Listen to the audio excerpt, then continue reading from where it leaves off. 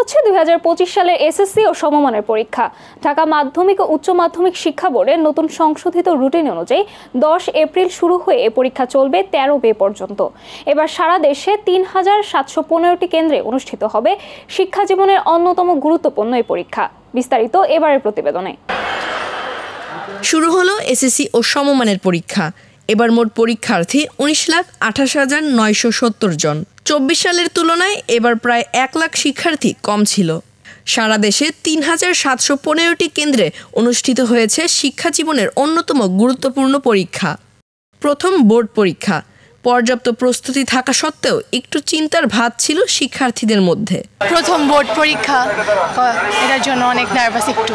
10 বছরের একটা সাধনা, সবাই তো এখন ভগবানের কাছে প্রার্থনা করে সবাই যেন ভালো করুক। আমার বড় ভাই বোনরা শর্ট সিলেবাসে পরীক্ষা দিয়েছিল, আমি লং সিলেবাসে দিচ্ছি, সেটার জন্য নিজের কাছে একটা এক্সট্রা অর্জন লাগবে যে অ্যাটলিস্ট ওদের থেকে একটু হলেও আগিয়ে থাকতে পারবো। আমি সবসময় চেষ্টা করব যে আমার মেয়ে যেন তার স্বপ্নের জায়গাটায় পৌঁছাতে পারে এবং তার স্বপ্নের জায়গায় পৌঁছানোর জন্য আমি সবসময় পাশে থাকব। এবারও পরীক্ষার শুরুর 30 মিনিট আগে কেন্দ্রে প্রবেশের নির্দেশনা ছিল। শিক্ষার্থীরাও প্রথম দিনে কেন্দ্রে আসে ঠিক সময় মতো। যানজটের মতো সমস্যা এড়াতে কেউ কেউ আরও আগেই কেন্দ্রে পৌঁছে যায়, নেয় শেষ মুহূর্তের প্রস্তুতি। প্রত্যেকটা সাবজেক্টে GPA 5 টার্গেট রাখছে, ওরকমভাবে পড়াশোনা করছি। পরিবেশ চালানোর মতো ভালো এবং ভিতরের পরিবেশও মনে হচ্ছে যে ভালো।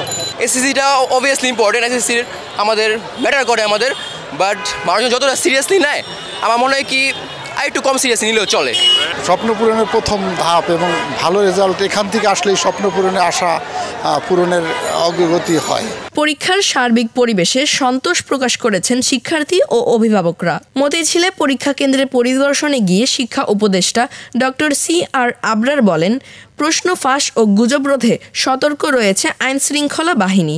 যেই সমস্ত সূত্র থেকে প্রশ্নপত্র ফাঁস অতীতে হয়েছে বলে জানা গেছে, আমরা চেষ্টা করেছি সেই সূত্রগুলো প্লাগ করা, যে সেখান থেকে যেন না হতে পারে। তো আশা করি আমরা সাকসেসফুল হব। সাদিকা নামসাদ, আমরা করব জয়, ATN বাংলা, ঢাকা।